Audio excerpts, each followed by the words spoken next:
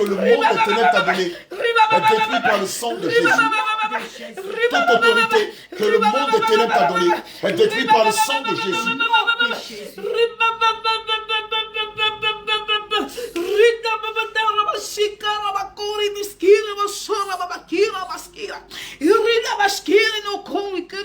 Vous avez procédé à son baptême. Vous avez sondé l'esprit qui est là-bas.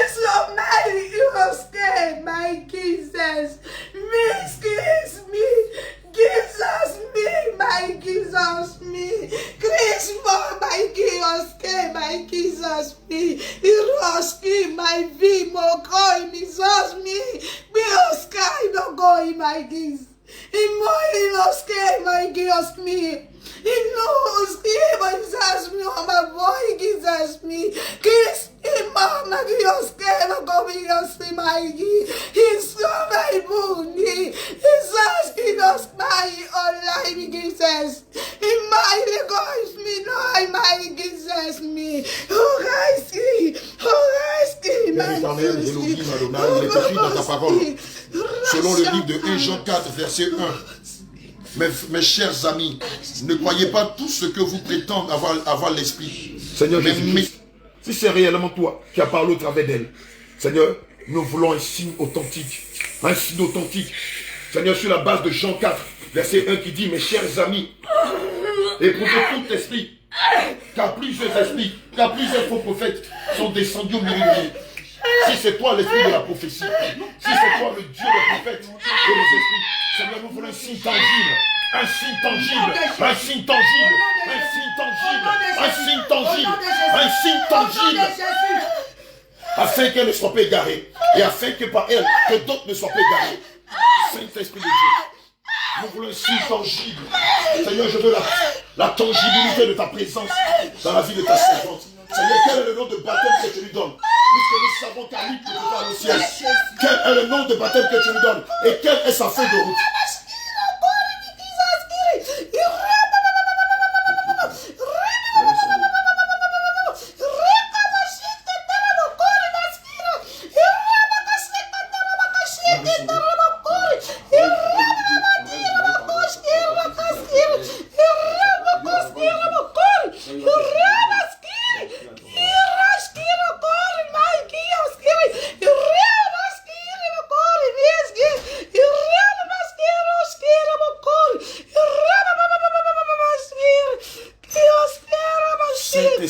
Quelle est la feuille de route et le nom de baptême que tu donnes à ta servante? Quelle est la feuille de route et le nom de baptême que tu donnes à ta servante? Quel est son nom de baptême? Elohim.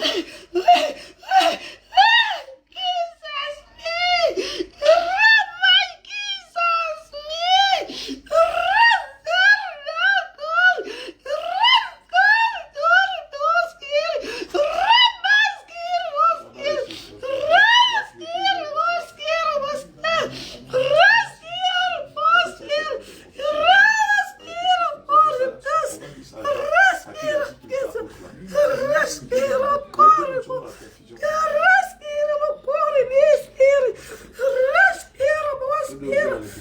dis à l'autre.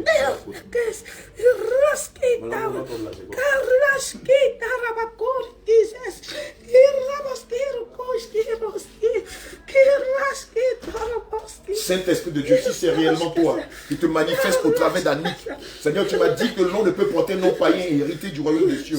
C'est pourquoi dans les Écritures, tu as changé le nom de tous ceux qui avaient des noms qui étaient liés à des malédictions, et tu leur as donné des noms conformément à ta science. Seigneur, quel est le nom que tu donnes à ta servante? Puisque nous savons que Annick est liée à l'impudicité, à la débauche, à l'adultère et à la prostitution.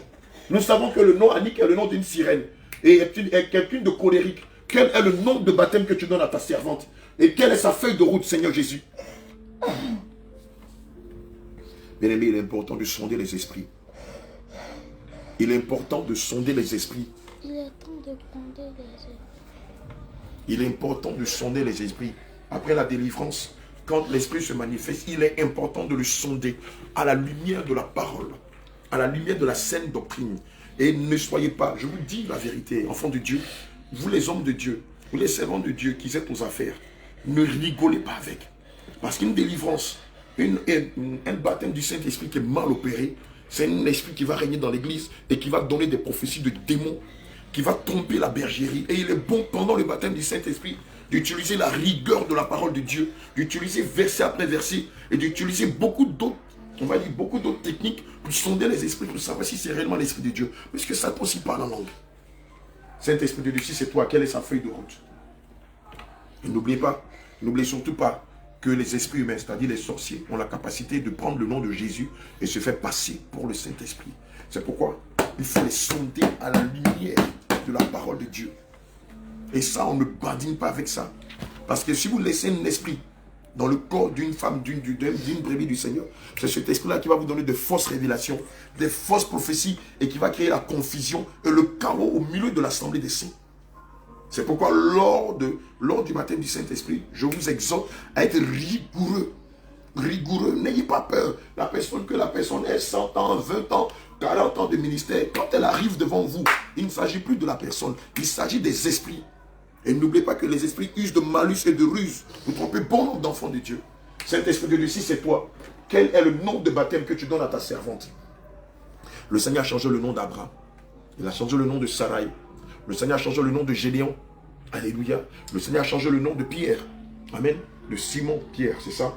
Alléluia. Le Seigneur a changé le nom de plusieurs de ses serviteurs. Le Seigneur a changé le nom de Saul. Amen. Et nous, le Saint-Esprit veille à être dans cette dynamique quand ses enfants portent des noms qui sont liés à des démons. Alléluia. Saint-Esprit de Dieu, si c'est toi, quel est le nom de baptême que tu veuilles bien donner, que tu veuilles donner à ta servante? Et quelle est sa feuille de route? Alléluia. Amen. Quel est le nom de baptême ainsi que la feuille de route que tu donnes à ta servante? Tous les enfants de Dieu ont une feuille de route. Tous les enfants de Dieu ont un appel, ont une mission.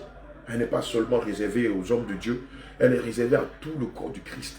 Enfants, vieux, jeunes, vieillards, tout le monde a une feuille de route. Parce que nous sommes tous enrôlés dans l'armée du Seigneur Jésus. Chacun de nous a une fonction bien précise dans cette grande armée. Alléluia. Amen. Et c'est pourquoi lors du baptême du Saint-Esprit, il faut demander, ou même après le baptême d'eau, et demander au Seigneur de vous donner votre feuille de route. Elle est très importante, cette feuille de route. Ça vous permettra de savoir exactement ce pourquoi vous êtes ici. Ce pourquoi le Christ vous a envoyé. Amen. Amen. On va sonder l'esprit. On a déjà sondé, ça n'a pas prospéré. Nous devons encore sonder l'esprit. Amen. Amen. Le simple fait de parler en langue ne signifie pas que vous avez reçu le baptême du Saint-Esprit. Donc c'est faux. Amen. C'est l'un des signes.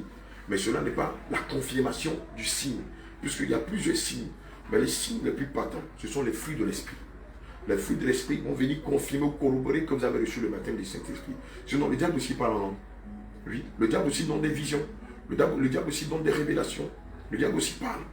Amen. C'est pourquoi ne vous contentez pas des prophéties ou des messages du parler en langue. Non, allez plus loin. Amen. Cherchez plus loin. Posez des questions sur la doctrine.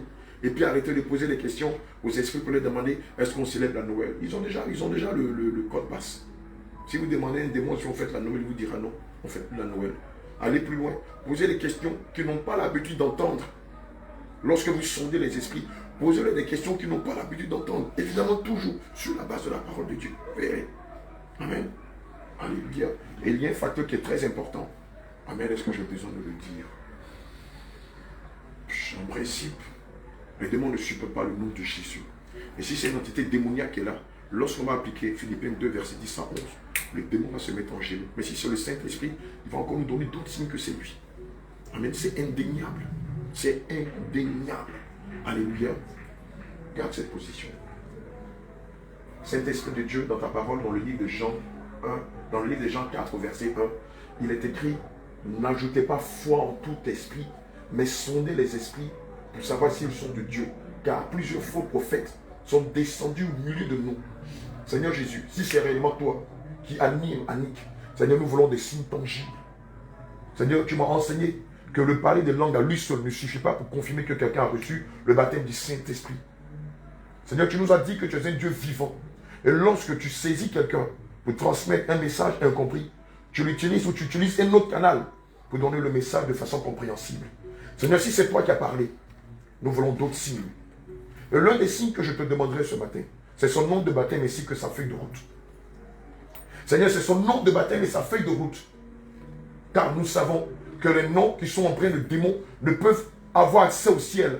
Car il est écrit dans le livre d'Apocalypse 21, verset 27, qu'aucune chose impure, aucune chose abominable n'héritera du royaume des cieux. Seigneur, si c'est toi qui t'es manifesté tout à l'heure, Seigneur, nous voulons la tangibilité, la faisabilité de ce que nous avons vu. Seigneur, je veux un signe tangible. Saint-Esprit de Dieu, je veux, si c'est toi, je prie au nom de Jésus que tu lui donnes sa feuille de route, ainsi que son nom de baptême. Seigneur, maintenant même. Seigneur, maintenant même, garde les yeux fermés, reste disposé. Ce n'est même pas toi qui va te manifester, soit sur le Saint-Esprit, ou soit c'est un démon. Mais toi, tu fais comme si de rien n'était, parce que ça ne te concerne pas directement. Seigneur, si c'est toi, je veux son nom de baptême ainsi que sa feuille de route. Seigneur, tel que tu as changé le nom d'Abraham, en lui donnant le nom d'Abraham. Tel que tu as changé le nom de Sarai, qui voulait dire querelleuse, ou incrédule, au nom de Sarah, qui veut dire femme douce et obéissante. Seigneur, je prie maintenant que tu changes son nom. Saint-Esprit de Dieu, je prie maintenant que tu changes le nom de ta servante. Quel est le nom, Saint-Esprit de Dieu, que tu veux donner à ta servante? Seigneur, nous voulons entendre ce nom. Saint-Esprit de Dieu, nous voulons entendre ce nom. Quelle est la feuille de route que tu veux donner à ta servante? Nous voulons de cette feuille de route. Puisque tu as donné à chacun de nous sa feuille de route, dans ce grand corps, dans cette grande nation qui est ton assemblée. Seigneur, maintenant, nous voulons son nom de baptême et sa feuille de route. Saint-Esprit de Dieu, quel est le nom que tu as caché avant même la fondation du monde et qui lui est destiné?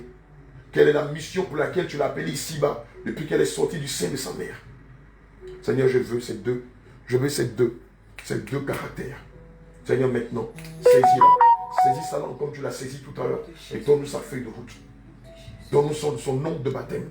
Seigneur, donne-lui sa feuille de route et son nom de baptême. Maintenant même, nom de Jésus. Si c'est le Saint-Esprit de Dieu, tu vas sentir du feu sur ta langue. Si c'est réellement le Seigneur qui a parlé, tu vas sentir du feu sur ta langue. Il va te donner ton nom. Oh, ça c'est indéniable. Il va te donner ton nom ainsi que ta feuille de route. Si c'est le Saint-Esprit qui s'est manifesté tout à l'heure, et non pas l'esprit de l'erreur, et non pas l'esprit d'égarement, tout à l'heure il va saisir ta langue. Tu vas sentir comme du feu sur ta langue. Tu ne pourras même plus la contrôler. Comme tout à l'heure, mais en mieux. Quelle est la feuille de route que tu donnes à ta servante? Quel est le nom de baptême que tu donnes à ta servante?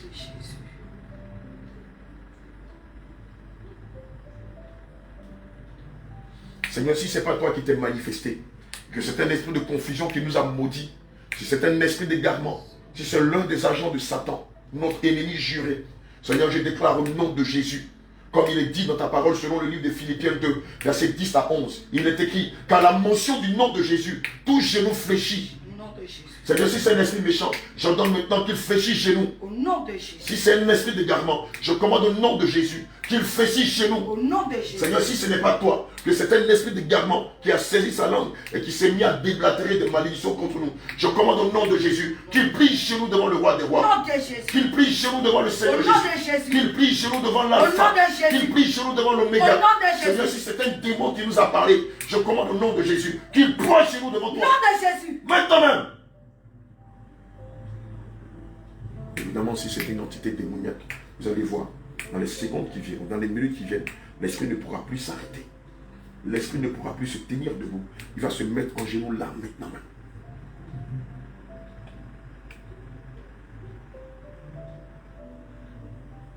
Seigneur, comme il est écrit dans le livre des Philippiens 2, versets 10 à 11, qu'à la mention du nom de Jésus, tout genou fléchit dans les cieux. À la mention du nom de Jésus, tout genou fléchit sur la terre. À la mention du nom de Jésus, tout genou fléchit dans les profondeurs de la terre. Seigneur, cette entité, je ne sais d'où elle vient, mais je sais une chose. À la mention de ton nom, tout genou fléchit. Et je prie maintenant, si c'est une entité démoniaque, qu'il fléchisse genou. Seigneur, si c'est un démon, un esprit méchant, un esprit impur, je commande qu'il fléchisse genou. Vous avez 5 secondes. 1, 2, 3, 4, 5.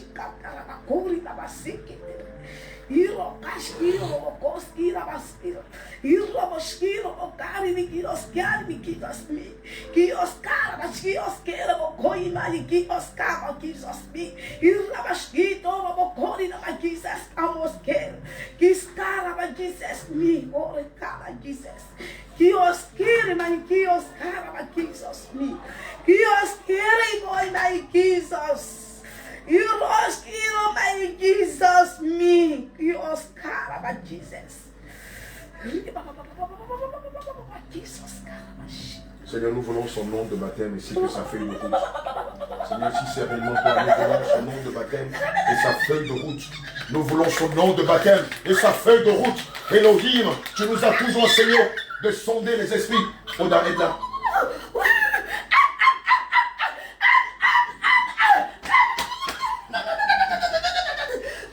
Quelle est sa feuille de route? Quelle est sa feuille de route? Quelle est sa feuille de route? Vous voyez, là maintenant, ça commence à devenir sérieux. Voilà. Amen.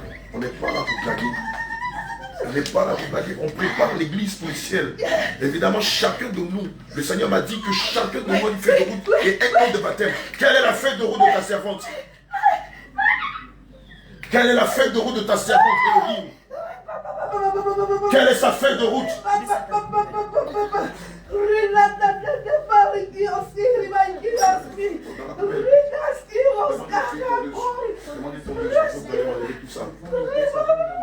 Non, c'est Gabi, on peut m'enlever. C'est Gabi. Je vais l'enlever tout envoyer maintenant. Quelle est la feuille de route de ta servante Anne? Vous avez vu maintenant, le Saint-Esprit lui a donné son nom de baptême. Le Seigneur dit qu'elle s'appelle Anne. Il va donner sa feuille de route. Amen, et c'est puissant. Et c'est puissant. Quelle est sa feuille de route?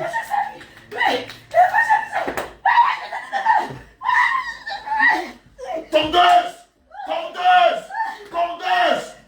Tondeuse! Regardez ce qui se passe là. Elle a des cheveux défrisés. Elle a des cheveux défrisés. Et elle a des nappis. Les nappis, c'est une coiffure mondaine. Et non pas une coiffure de sainteté. Elle a des cheveux défrisés. Et comme l'esprit de Dieu là, demande à ce qu'on retire tout ça. Amen. Tondeuse, tondeuse, tondeuse. Voilà. Quelle est sa feuille de route? Voilà. Voilà. L'esprit de Dieu dit intercesseur. Voilà. Amen.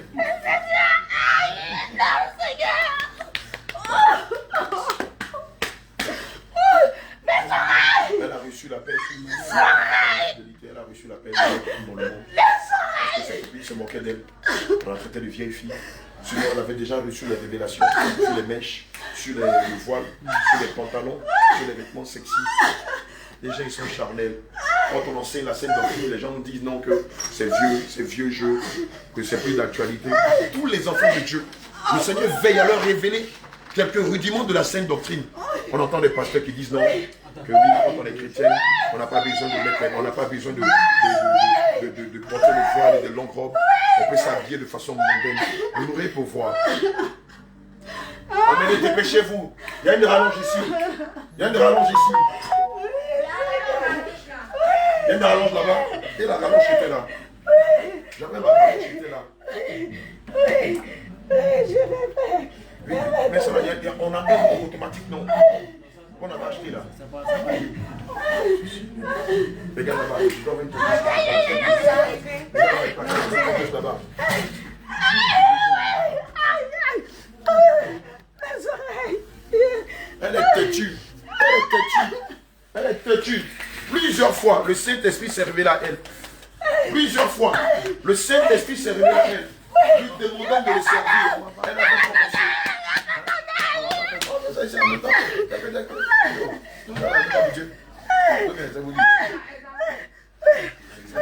C'est pas notre société. Les dernières sociétés, on allait trouver un endroit pour la coiffer. Je dois avoir une tondeuse là. J'avais une tondeuse quelque part là.